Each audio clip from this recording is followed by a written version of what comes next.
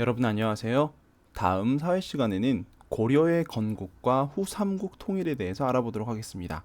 그러면 여기 고려라는 나라가 나오고요. 그 다음에 후 삼국, 삼국 시대인데 그 다음 삼국 시대, 그래서 후 삼국이라고 불리는 이 나라들에 대해서 알아보도록 하겠습니다. 우리가 살펴봐야 될 내용들입니다.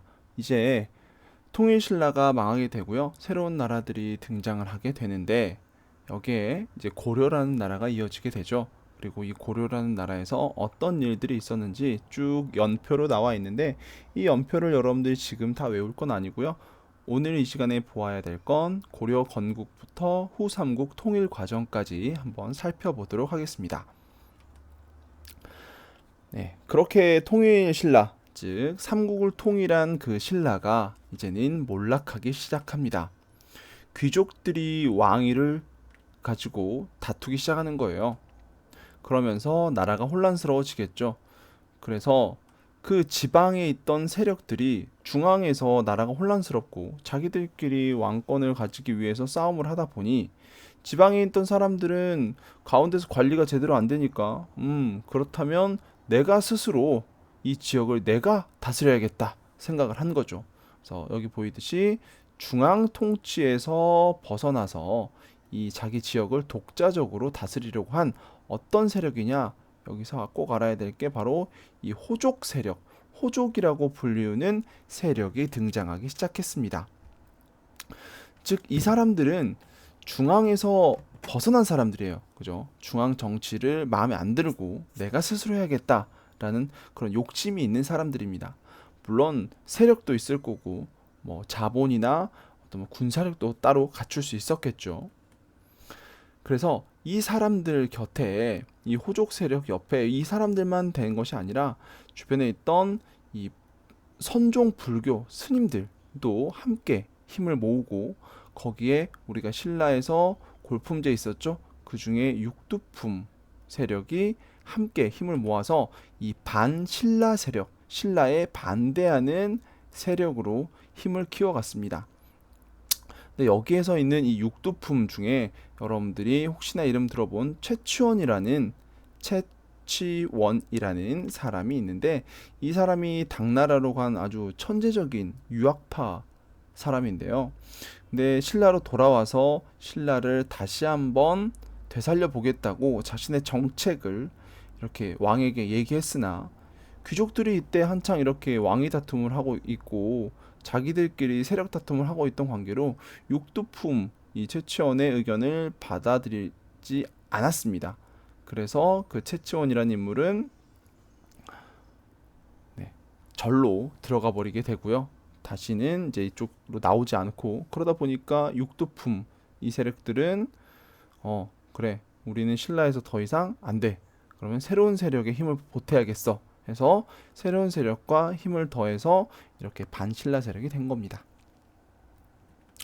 그 와중에 여기 지도를 살펴보면 이제 이 지도에서 그 과정이 쭉 나와 있는데 선생님이 더 설명을 하도록 하겠습니다.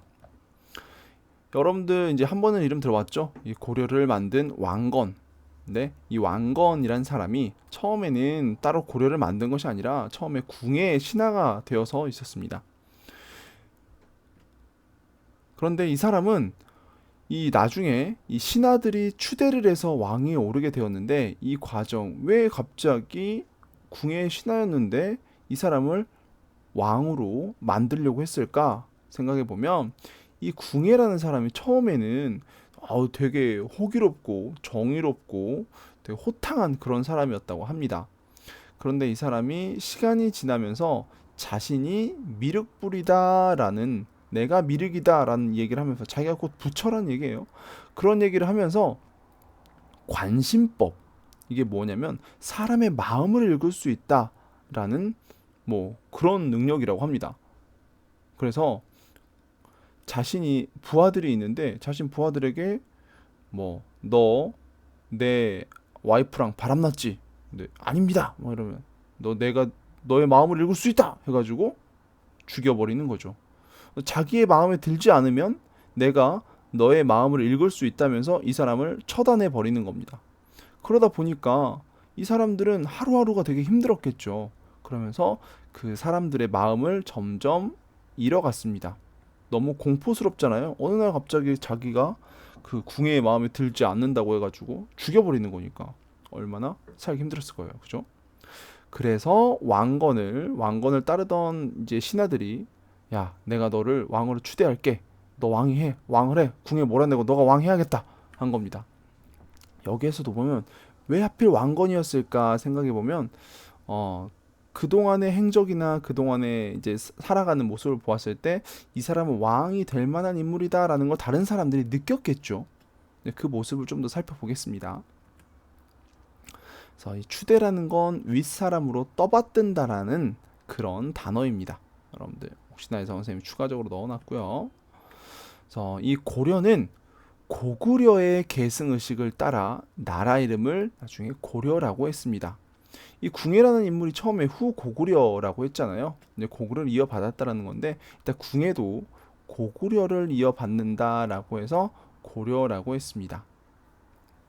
그럼 이제 여기 있는 후백제에 대한 이야기들을 한번 해보도록 하겠습니다.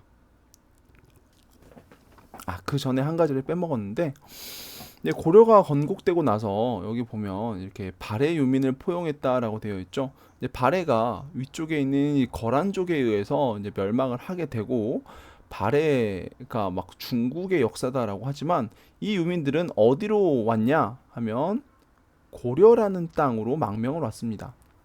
이것만 봐도 우리 발해가 우리나라 민족이다라는 걸 알 수 있겠죠. 그러면 이 대강연이라는 인물은 발해의 마지막 이제 세자인데요. 이 사람에게 왕계라는 이름을 주었습니다. 그러니까 대우를 해준 거죠. 고려 왕건, 왕계라는 이름을 주어서 이렇게 대우를 해줬다라고 알고 넘어가면 되겠습니다. 그럼 이제 후삼국 통일 과정을 한번 살펴볼게요. 처음에 후백제를 세운 이 견훤이라는 인물은 신라에게 매우 공격적인 태도였습니다. 신라를 이제 멸망시키기 위해서. 근데 그에 반면에 왕건은 그걸 막아주는 형태였죠. 그러니까 이 견훤과 왕건은 어떻게 해요? 싸울 수밖에 없었겠죠. 자, 그래서 가장 대표적인 전투 두 개가 있는데요. 처음에 이 팔공산 전투 해가지고 927년에 현재 지역인 이 대구 지역입니다. 대구에서 크게 한 판을 붙었는데 이때 누가 이겼냐 하면 바로 견훤이 1승 했습니다. 견훤이 이겼어요. 그래서 겨우겨우 왕건은 도망쳤습니다. 자신의 충직한 부하와 옷을 바꿔 입고 도망쳤다라고 해요. 이때 그래서 부하가 왕건의 역할을 했던 사람이 신순겸이라는 사람인데 이 사람이 대신 죽었죠. 네. 그리고 이제 3년간 칼을 갈아서 이 930년에 고창에서 경북 안동에서 이제 전투를 했는데 이때는 왕건이 이겼습니다. 1승 했는데 이제 그 다음에 어떤 일이 있었냐면 견훤의 아들들이 그 왕위를 이어받기 위해서 이제 막 싸움이 있었어요. 근데 첫째가 이제 신검이라는 인물이 있는데 견훤의 아들, 얘가 너무 좀 포악해. 그래서 견훤이 이 아들에게 왕위를 물려주지 않고 다른 아들에게 왕위를 물려주려고 합니다. 그랬더니 얘가 동생을 저 세상 보내버리고요. 자기 아버지 견훤을 가둬버립니다. 감옥에 가둬버립니다. 견훤은 살맛 안 나겠죠. 그래서 이 견훤이 어디로 가느냐? 바로 왕건에게 갑니다. 왕건에게 가게 되는데 여러분들이 왕건이라면 전쟁에서 자기를 죽일 뻔한 이 견훤을 어떻게 할까요? 한번 생각을 해보고요. 근데 왕건은 견훤을 받아주었습니다.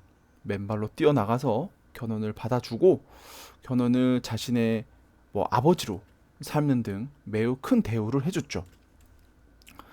그렇게 되다 보니까 이 후백제의 왕이었던 견훤이 왕건에게 들어가게 되니까 신라의 마지막 왕인 이 경순왕이 더 이상 우리는 버틸 힘이 없다며 고려에 투항을 해버립니다. 경순왕의 아들이 있는데 이 사람은 이런 자신의 아버지의 결정에 마음에 들어하지 않아서 결국엔 산속으로 들어가서 마로 된 옷을 입고 말을 먹었다고 해서 이 사람이 바로 마이태자라고 불리우는 사람이 있습니다. 네, 그건 이제 넘어가고요. 이렇게 되니까 누구만 남았냐? 후백제만 남았죠. 후백제. 이때는 견훤이 왕이 아니라 견훤의 아들 신검이 왕을 하고 있던 이제 후백제였는데, 결국에는 고려에게 이제 멸망하게 되고, 고려가 결국 936년 후백제를 멸망시키면서 후삼국을 통일하게 되죠. 그리고 나서 이제 태조 왕건, 이제 첫 번째 왕이죠. 고려의 첫 번째 왕이 정책을 이제 하는데, 이 부분을 여러분들이 수업 시간에 좀 더 살펴보도록 합시다. 이 백성들은 세금을 내잖아요. 이 받는 세금을 기존보다 10분의 1로 낮춰버립니다. 너무 많이 국가에서 떼어가니까 살기가 힘든데 이걸 10분의 1로 낮췄어요. 그거에 대해서 여러분들의 생각. 그리고 빈민구제기구인 흑창을 설치를 했는데요. 이 흑창이 뭐냐면, 이 곡식이 부족한 시기, 이제 가을철에는 추수를 하니까 곡식이 많은데 봄철이나 겨울철 되고 지나가면서 봄철이 되면서 먹을 게 부족하잖아요. 이럴 때 이 흑창에서 곡식을 그런 빈민들, 가난한 사람들에게 나눠주고, 그래 니들 나중에 수확하고 나면 그때 갚아라 라고 하는 빈민구제기구입니다. 그 다음에 태조 왕건이 또 뭘 했냐면, 지방에 여전히 세력이 있는 그런 호족 세력이 있단 말이에요. 그럼 그 호족 세력들을 우리 편으로 만들어야 될 거 아닙니까? 그렇게 함으로써 왕권을 강화시켜야 되는데, 이러면서 이때 개국 공신, 나라를 세우는데 큰 역할을 한 이 사람들, 그 다음에 지방 호족 세력을 중앙의 관리로 씁니다. 내가 니들에게 이렇게 중앙 관리 좋은 자리를 줄 테니까 나랑 한번 좋은 나라를 만들어 보자 라고 이야기를 하는 거죠. 이 사람들 입장에서는 지방에서 이렇게 하는 것이 아니라 함께 왕건을 도와서 나라를 이제 좋게 만들게 하기 위한 그런 정책이니까, 이 사람들도 더 이상 배신하지 않고 나라에 충성을 하겠다 뭐 이렇게 하겠죠. 그리고 또 어떤 일을 했냐면, 왕건이 지방에 여전히 힘이 있는 그런 세력들이 있잖아요. 어느 정도 이름만 들으면 알만한 그런 세력들과 혼인을 합니다. 혼인 정책을 해서 이 사람을 우리의 친인척으로 만들어 버리는 거죠. 친척, 그 다음에 가족으로 만들어 버리는 겁니다. 그렇게 하면 내 가족인데 내가 배신하기는 사실 쉽지 않잖아요. 그래서 왕건은 이 결혼을 해가지고 부인이 몇 명이었냐면 29명이었어요. 29명. 29명의 부인을 두고, 그로 인해서 아들들이 태어났죠. 자식들이 태어났겠죠. 근데 여러분들 생각해 보세요. 29명의 부인을 얻고 왕건이 천년 만년 살 것이 아닙니다. 근데 그렇게 왕건이 죽고 난 다음에 29명 사이에서 나온 이 아들들이 이제 뭘 할까요? 왕이 되기 위해서 서로 이제 약간의 신경전과 트러블이 있었겠죠. 그런 부분들도 우리가 수업 시간에 한번 생각을 해보도록 합시다.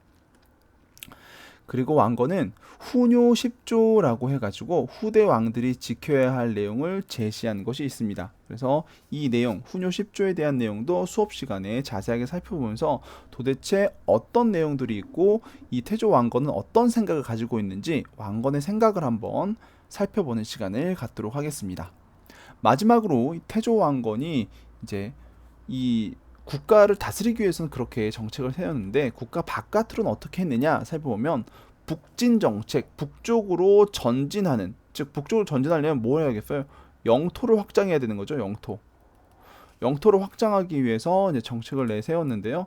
태조 말년에 보면 처음보다 훨씬 더 국경이 넓어진 것을 알 수 있는데, 이거는 여러분들이 지도를 통해서 살펴보도록 하겠습니다. 그리고 거란족에 대해서는 강경책, 니들과는 상종할 수 없어 한 겁니다. 어떤 일도 있었냐면, 거란이 이제 발해와 맹약을 했었는데 이걸 어기고 멸망시켜 버렸잖아요. 그랬더니 잠깐 멈춰졌네요. 그래서 멸망시켜 버렸잖아요. 그래서 거란에서 사신을 보내는데, 이 사신을 귀양 보내버리고 거란에서 가져온 낙타를 굶겨 죽여버렸습니다. 이게 만부교 사건이 있는데, 이건 다음에 우리가 좀 더 살펴보도록 하겠습니다. 그래서 여기까지 해가지고 태조 왕건의 대외 정책까지도 간단하게 살펴보았는데, 여러분들 내용을 정리를 잘 해보고 우리가 수업 시간에는 이 왕건이란 인물에 대해서 좀 더 자세하게 살펴보는 시간을 갖도록 하겠습니다. 그럼 안녕.